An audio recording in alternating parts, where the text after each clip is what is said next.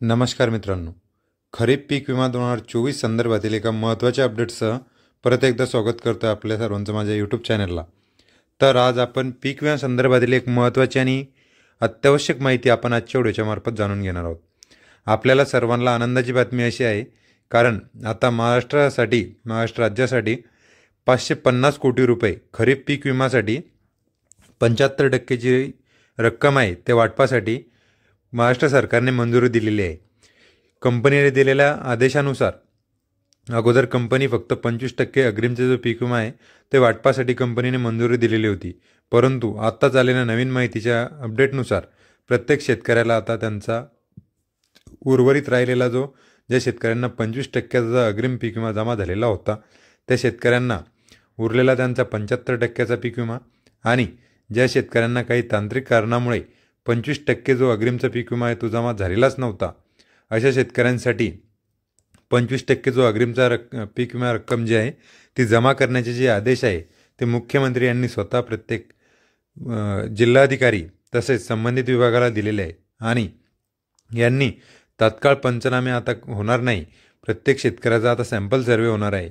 ज्या विमा कंपनीद्वारे ज्या शेतकऱ्यांना सॅम्पल सर्वे न होता त्यांची पळवणूक होत होती, विमा कंपनीचे जे मुलं त्यांना आमिषाने पैसे देत होते ते आता द्यायची गरज पडणार नाही आणि प्रत्येक शेतकऱ्याला इथून पुढे जो सर्वे होईल त्या सर्वेमध्ये आता शेतकऱ्यांचा सॅम्पल सर्वे होऊन प्रत्येकाला एका शेतकऱ्याचा जो सर्वे झाल्याच्या नंतर तीच पद्धत प्रत्येक शेतकऱ्याला राबवण्यात येईल आणि त्यांचे जे DBT अकाउंट आहे त्या DBT अकाउंटवरती प्रत्येक शेतकऱ्याला आता त्यांचे जे डायरेक्ट बेनिफिट ट्रान्सफरद्वारे त्यांना जो शेतकऱ्यांना त्यांचे जो नुकसान झालेलं आहे त्याचा जो क्लेम आहे तो त्यांना DBT खात्याद्वारे लगेच त्यांच्या खात्यावरती दिसून येईल।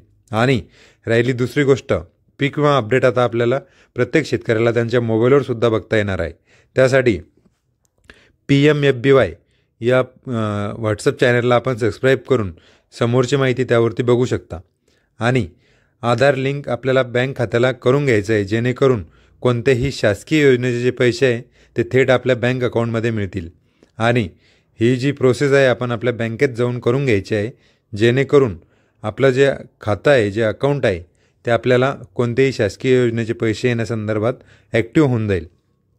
आणि पीक विमा संदर्भातील एक अशी अपडेट आहे की 550 कोटी रुपये महाराष्ट्र राज्यासाठी मंजूर झालेले आहे, ज्यामधून फक्त 36 जिल्ह्यामधील शेतकऱ्यांना याचा लाभ होणार आहे, ज्यामध्ये जालना, परभणी, बीड, वाशिम, नंदुरबार, बुलढाणा, अकोला आणि सर्वाधिक नुकसान असलेला हिंगोली जिल्हा हा सुद्धा यामध्ये समाविष्ट आहे, ज्या अंतर्गत या जिल्ह्यातील प्रत्येक शेतकऱ्याच्या खात्यामध्ये 75% उर्वरित जी राहिलेली पीक विमा रक्कम होती ती जमा होणार आहे। आणि हे आदेश मुख्यमंत्री देवेंद्रजी फडणवीस यांनी दिलेले आहे।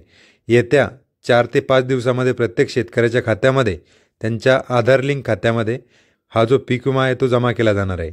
आणि आपल्या महाराष्ट्र राज्याचे जे कृषी मंत्री आहेत माणिकरावजी कोकाटे यांनी सुद्धा पत्राद्वारे केंद्राकडे अशी मागणी केलेली होती की शेतकऱ्यांचे जे पंचनामे होते ते तत्काळ होऊन शेतकऱ्यांना त्याचा लाभ तत्काळ मिळावा।